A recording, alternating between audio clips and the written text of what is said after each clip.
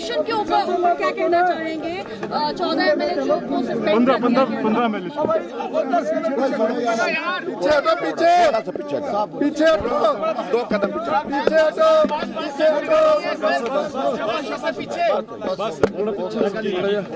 धक्के देने वाली सरकार नहीं चलेगी, नहीं चलेगी, नहीं चलेगी। धक्के देने वाली सरकार नहीं चलेगी, नहीं चलेगी, नहीं तनाशाही नहीं चलेगी, नहीं चलेगी।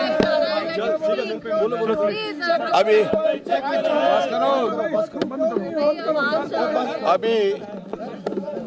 आज वही हुआ जिसकी हमको आशंका थी। अब आज सुबह महामहिम राज्यपाल महोदय जी को भी मिलकर के आए थे और वहां पर भी उस वक्त हमने यही आशंका व्यक्त की थी कि बजट पारित करने के लिए कांग्रेस के पास बहुमत नहीं है और वो बहुमत साबित करने के लिए सिर्फ एक ही हथकंडा करेगी, वो भारतीय जनता पार्टी के विधायकों को सदन से सस्पेंड करेगी। और आज सदन में आते ही पार्लियामेंट्री अफेयर मिनिस्टर द्वारा प्रस्ताव मूव किया गया कि 15 विधानसभा के सदस्य हैं जिसमें जिनके नाम पढ़े गए उनको सस्पेंड करने के लिए प्रस्ताव पारित करने के लिए वहां पर कहा गया। और ऐसी सूरत में उन्होंने वॉइस वोट के साथ उस प्रस्ताव को पारित किया और हमें मार्शल के माध्यम से बाहर जाने के लिए विवश किया।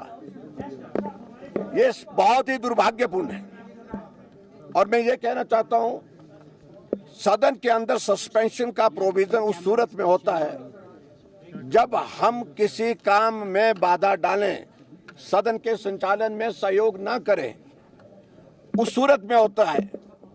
सदन में हम सुचारू रूप से कार्यवाही का संचालन करने के लिए तैयार थे और आज कट मोशन पर बहुत महत्वपूर्ण चर्चा होनी थी।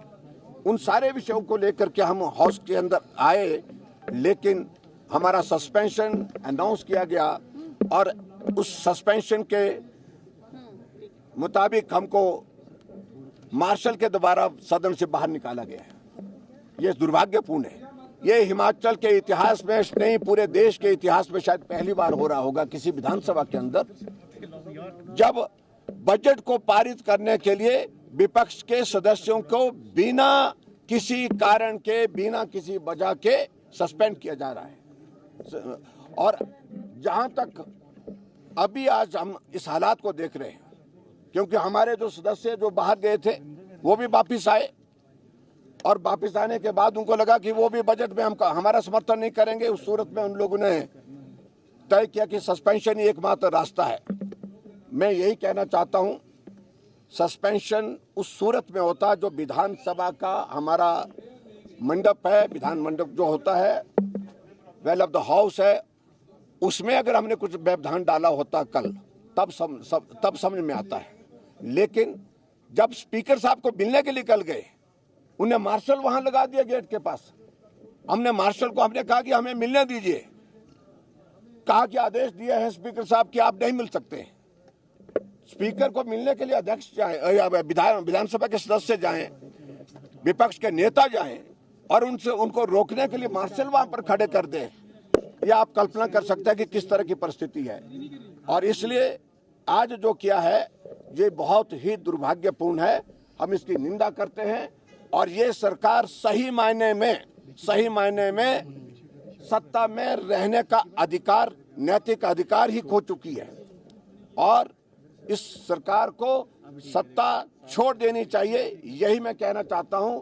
और मुझे जानकारी मिली है, मुझे मालूम नहीं कितना सत्य है, हाउस के अंदर बता रहे हैं कि मुख्यमंत्री महोदय जी ने अपने त्याग पत्र की पेशकश कर दी है या हाईकमान ने मांगा, मुझे मालूम नहीं।